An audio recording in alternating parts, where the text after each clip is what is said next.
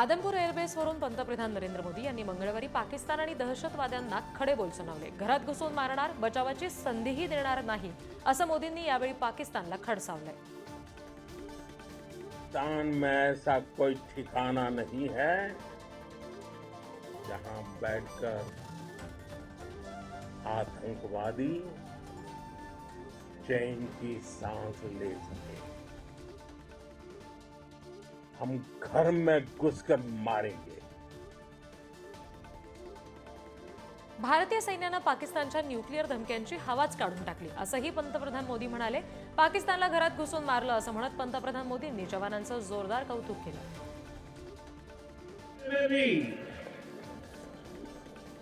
जब हम सूरज उगा देते हैं तो दुश्मन को दिखाई देता है भारत माता की जय. जब हमारी फौजें न्यूक्लियर ब्लैकमेल की धमकी की हवा निकाल देती हैं तो आकाश से पाताल तक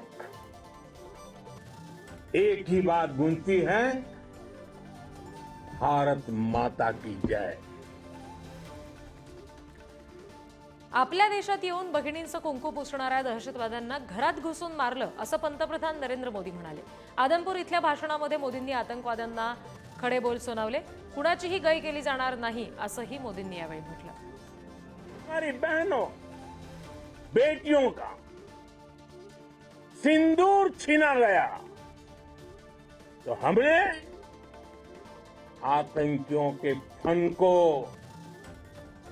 उनके घर में घुस के कुचल दिया. पंतप्रधान मोदींनी आदमपूर एअरबेसला भेट दिली आणि भारतीय जवानांचं मनोबल आणखी वाढवलं. भारत माता की जयच्या घोषणांनी एअरबेस दुमदुमून गेला. पाकिस्ताननं S-400 एअर डिफेन्स सिस्टीम पाडल्याचा दावा केला होता आणि याच आदमपूर एअरबेसवरून नरेंद्र मोदींनी जवानांशी संवाद साधला. काश्मीरच्या मुद्द्यावर भारत पाकिस्तानमध्येच द्विपक्षीय चर्चा होईल. तिसऱ्या देशाची मध्यस्थी मान्य नाही, अशी ठाम भूमिका भारताच्या परराष्ट्र मंत्रालयानं घेतली. ट्रम्प यांचा मध्यस्थीचा प्रस्ताव भारतानं धुडकावलाय. ट्रेड संदर्भात वाटाघाटीचा सुद्धा इन्कार परराष्ट्र मंत्रालयाकडून करण्यात आलाय. हमारा लंबे अरसे से यही राष्ट्रीय पक्ष रहा है कि भारतीय केंद्र शासित प्रदेश जम्मू और कश्मीर से संबंधित किसी भी मुद्दे को भारत और पाकिस्तान को द्विपक्षीय तरीके से ही हल करना है. इस नीति में कोई बदलाव नहीं हुआ है. जैसा कि आप जानते हैं, लंबित मामला केवल पाकिस्तान द्वारा अवैध रूप से कब्जा किए गए भारतीय क्षेत्र को खाली करने का है. केंद्र सरकारच्या मंत्रिमंडळाची आज बैठक आयोजित करण्यात आली आहे आणि या बैठकीमध्ये भारत पाकिस्तान तणावाच्या पार्श्वभूमीवर काही मोठे निर्णय होण्याची शक्यता आहे. पाकिस्तानच्या सैन्यानं पुन्हा LOCवर शस्त्रसंधीचं उल्लंघन केलं. यानंतर भारतीय सैन्यानं पाकिस्तानची थेट चौकी सोडून दिली. या कारवाईचा LOCवरचा हा व्हिडिओ समोर आलेला आहे. पाकिस्तानकडून गोळी चालली तर भारताकडून थेट गोळ्या चालेल, असं पंतप्रधान मोदींनी ठणकावलंच होतं. सैन्याकडून त्याचीच अंमलबजावणी झाल्याचं दिसून आलं. भारताच्या हल्ल्यामुळे पाकिस्तानच्या हवाई तळांचं मोठं नुकसान झालंय. एका खासगी उपग्रह कंपनीचे नवे फोटो समोर आले. तळांवरील स्थिती हल्ल्यापूर्वी आणि हल्ल्यानंतर या फोटोंमधून पाहता येते. भारत पाकिस्तानमध्ये ऐतिहासिक युद्धविराम घडवून आणला, असं वक्तव्य अमेरिकेचे राष्ट्राध्यक्ष डोनाल्ड ट्रम्प यांनी केलं. व्यापाराचा वापर करत युद्ध थांबवल्याचा दावा ट्रम्प यांनी केला. ऑपरेशन सिंदूरच्या यशानंतर भाजपकडून तिरंगा रॅलीचं आयोजन करण्यात आलंय. मुंबईमध्ये आज भाजपची तिरंगा रॅली काढण्यात येणार आहे. ऑगस्ट क्रांती मैदान ते गिरगाव चौपाटीपर्यंत रॅली निघेल. मुख्यमंत्री देवेंद्र फडणवीस, विधानसभा अध्यक्ष राहुल नार्वेकर, मंत्री पंकजा मुंडे आणि मंत्री आशिष शेलार रॅलीला उपस्थित राहतील. ऑपरेशन सिंदूर यशस्वी झाल्याचा देशासह राज्यभरात आनंदोत्सव साजरा केला जातोय. मुंबईतील छत्रपती शिवाजी महाराज स्थानकाला तिरंगा रोषणाई करण्यात आली होती. सुरक्षेच्या दृष्टिकोनातून मुंबई पोलीस अलर्ट मोडवर आहेत. सुरक्षेच्या पार्श्वभूमीवर ड्रोन, पॅराग्लायडिंग, पॅरामोटर्स शिवाय हॉट एअर बलून्सवर सुद्धा बंदी घातली गेली आहे. 3 जूनपर्यंत मुंबईमध्ये ही बंदी कायम आहे. आदेशांचं पालन न करणाऱ्यांवर कायदेशीर कारवाई होणार आहे. राखी सावंतच्या वादग्रस्त वक्तव्यानंतर आमदार संजय गायकवाड संतापले. राखी सावंतला गोळ्या घाला अशी टीका त्यांनी केली आहे. भारत पाकिस्तान तणावावेळी राखीनं वादग्रस्त वक्तव्य केलं होतं. देशद्रोही म्हणून गोळ्या घातल्या पाहिजे. अशा बेताल महिला, ज्या महिलांच्या नावानं कलंक आहे, या भारतात जन्म घेती, भारतात पैसे कमवती, भारतामध्ये ऐशाराम करते आणि विरोधी देशात जाऊन त्याचा नारा मारती, तिला तिकडंच गाडलं पाहिजे. तिला आपल्या भारतात परत येऊ पण नाही दिलं पाहिजे. आगामी स्थानिक स्वराज्य संस्थांच्या निवडणुकीच्या पार्श्वभूमीवर अजित पवारांच्या राष्ट्रवादी काँग्रेस पक्षाची आढावा बैठक पार पडली. या बैठकीमध्ये निवडणुका लक्षात घेता तात्काळ तयारीचे आदेश देण्यात आले. पक्ष संघटना बळकट करण्यासाठी प्रभावी उपाययोजना राबवण्याचा निर्णय सुद्धा घेतला गेला. अजित पवारांच्या राष्ट्रवादीचे पुणे शहराचे शहराध्यक्ष दीपक मानकर यांनी आपल्या पदाचा राजीनामा दिला. काही दिवसांपूर्वी दीपक मानकर यांच्यावर समर्थ पोलीस ठाण्यामध्ये फसवणुकीचा गुन्हा दाखल करण्यात आला होता. मनसे अध्यक्ष राज ठाकरे गुरुवारपासून नाशिक दौऱ्यावर जाणार आहेत. स्थानिक स्वराज्य संस्थांच्या निवडणुका 4 महिन्यामध्ये घेण्याचा सर्वोच्च न्यायालयाचा आदेश आहे आणि त्यानंतर राज ठाकरे आता सक्रिय झाले. निवडणुकीच्या पार्श्वभूमीवर ते पदाधिकाऱ्यांशी संवाद साधणार आहेत. धर्मरक्षक छत्रपती संभाजी महाराजांची आज जयंती आहे. राज्यभरात जयंती मोठ्या उत्साहात साजरी केली जाणार आहे. किल्ले पुरंदरवर जन्मोत्सव सोहळा साजरा होणार असून त्यासाठी जय्यत तयारी करण्यात आली आहे. पुण्याच्या इंदापूरमध्ये छत्रपती संभाजी महाराजांच्या पूर्णाकृती पुतळ्याचं अनावरण करण्यात आलं.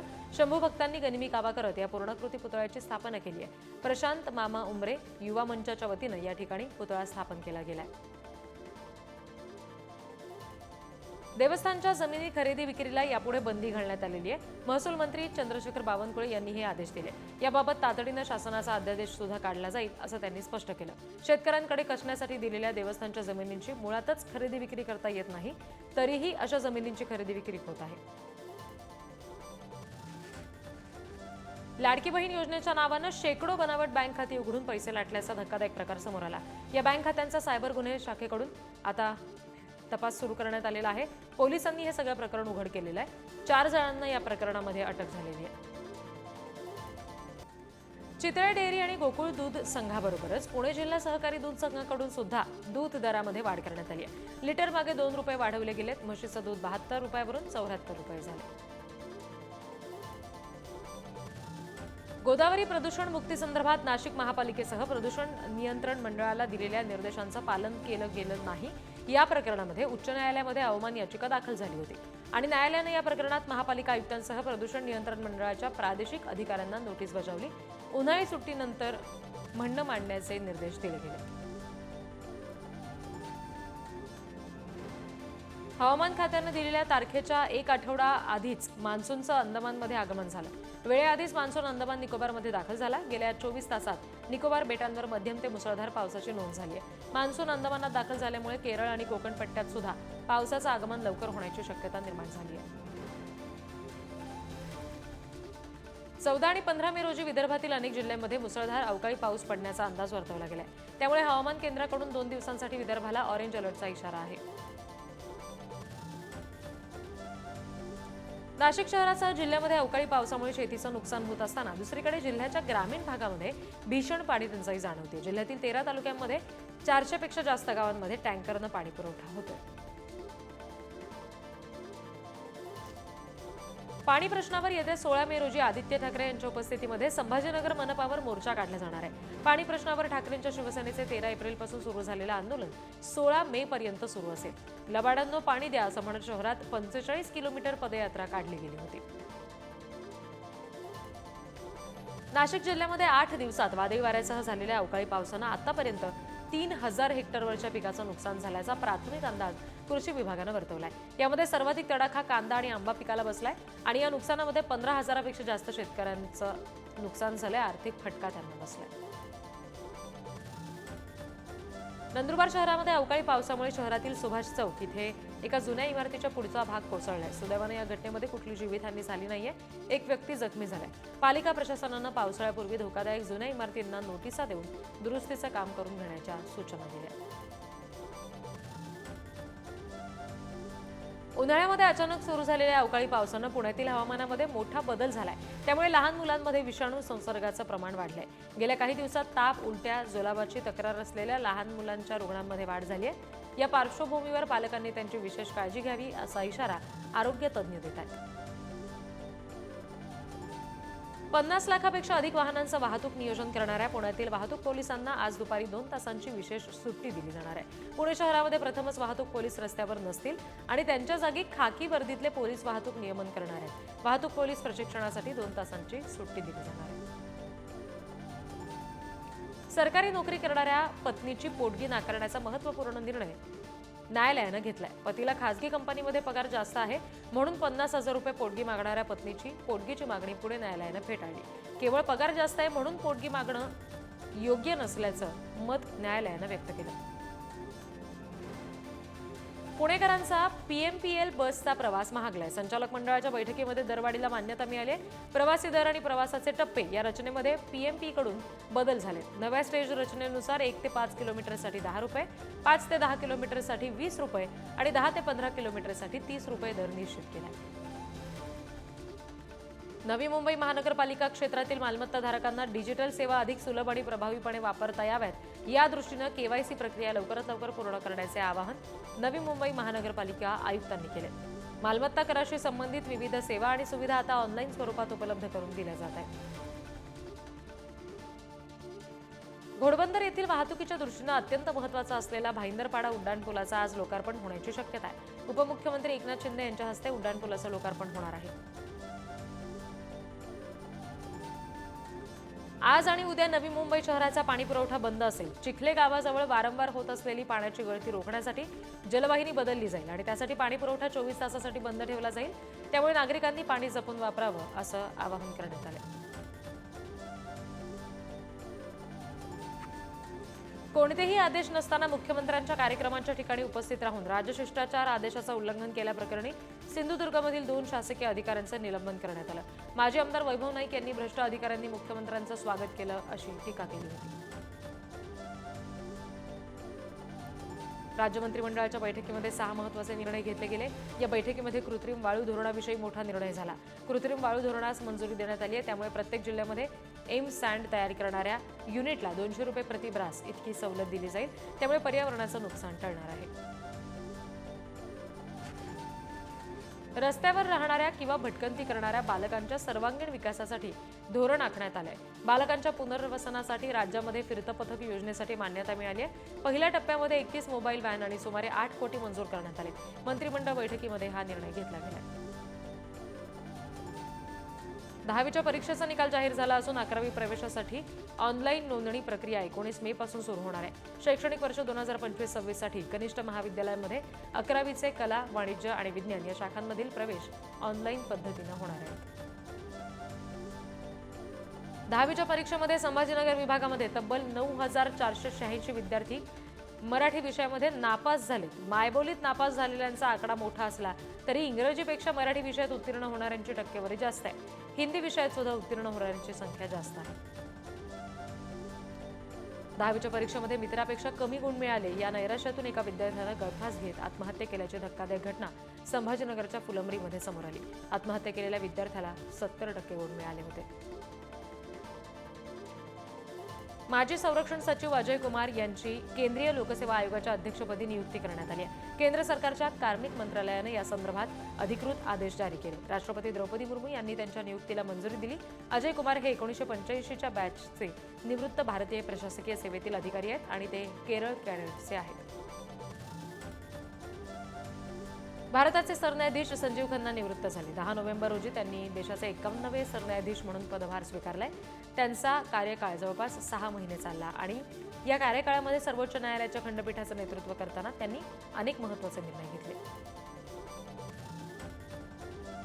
अमरावतीचे सुपुत्र भूषण गवई आज सरन्यायाधीश पदाची शपथ घेणार आहेत. भूषण गवई हे भारताचे 52वे सरन्यायाधीश म्हणून शपथ घेतील. 23 नोव्हेंबर 2025 पर्यंत गवई यांचा कार्यकाळ असेल. पुन्हा एकदा मराठमोळी सरन्यायाधीश पदभार स्वीकारतील. यासाठी गवई यांचा परिवार दिल्लीकडे रवाना झालाय.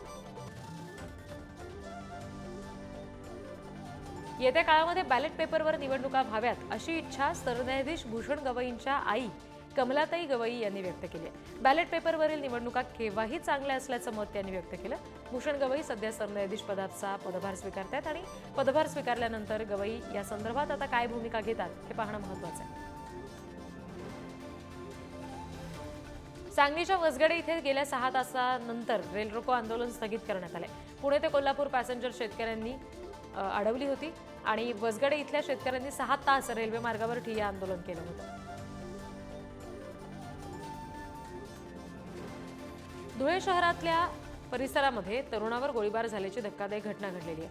15 दिवसापूर्वी शाहरुख शाह याने गुंडागर्दी करून या ठिकाणी काय नेमकं केलं असा जाब तरुणांना विचारला होता आणि त्याचा राग मनात ठेवून बिलाल नामक तरुणानं शाहरुख शाह याच्यावर गोळीबार केला होता आणि त्याच्या कमरेच्या जवळ गोळी लागली होती, त्यामुळे तो गंभीर जखमी आहे. Ulhasnagar camp number 3 Punjabi colony इथे एका तरुणावर चाकूने हल्ला करण्यात आला. हल्ल्यामध्ये तरुण गंभीर जखमी झालाय. पीडित तरुणाच्या भावाचा हल्ला करणाऱ्या आरोपीच्या बहिणीसोबत प्रेमसंबंध असल्याचा संशय होता आणि त्यामुळे हल्ला केला गेला. हिंगोली शहरामध्ये एका अज्ञात व्यक्तीने प्रवासी बसवर दगडफेक केल्याची घटना घडली. हिंगोली आगाराची बस असून एका घटनेमध्ये बसमधील एक महिला गंभीर जखमी झाली आहे. घटनेमुळे बसमधल्या प्रवाशांमध्ये मात्र गोंधळ उडाला होता. मध्य प्रदेश सरकारमधील मंत्री विजय शाह यांनी कर्नल सोफिया कुरेशी यांच्यावर केलेल्या आक्षेपार्ह विधानानंतर अखेर माफी मागितली आहे. मात्र यानंतर आता मोदींनी अशा मंत्र्यांची तात्काळ हकालपट्टी करावी अशी मागणी काँग्रेस अध्यक्ष मल्लिकार्जुन खरगे यांनी केली आहे. घटना के बाद जहां हमारे हिंदू बहनों को उनके सामने उनके पिता, उनके पति, उनके बेटे के मांगों में, बहनों के मांगों से सिंदूर उजाड़ दिया गया।